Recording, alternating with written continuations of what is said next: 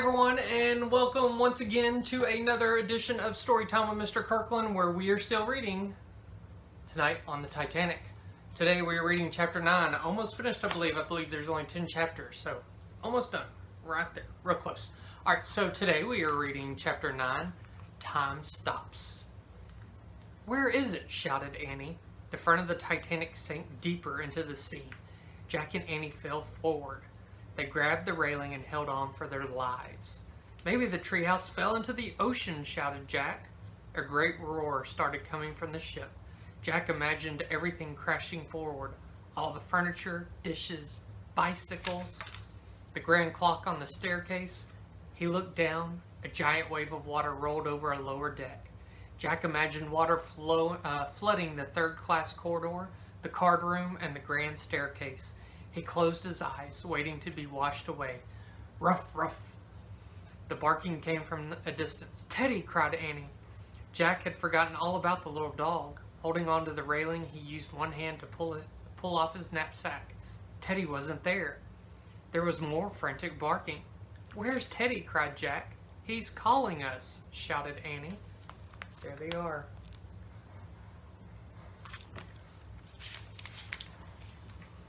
"We can't look for him," shouted Jack. "We'll fall off the ship." Teddy barked and barked.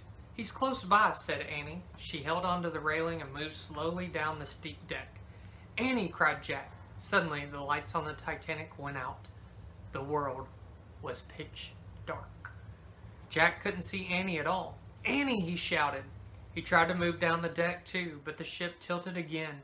Jack slipped and fell. He rolled until he crashed into a smokestack. "Jack!" cried Annie. "Here, here!" Teddy kept barking. The back of the Titanic was rising out of the ocean. The front of the ship was going down.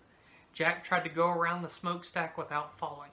In the dark, he could barely see the treehouse. It was stuck between the smokestack and the railing.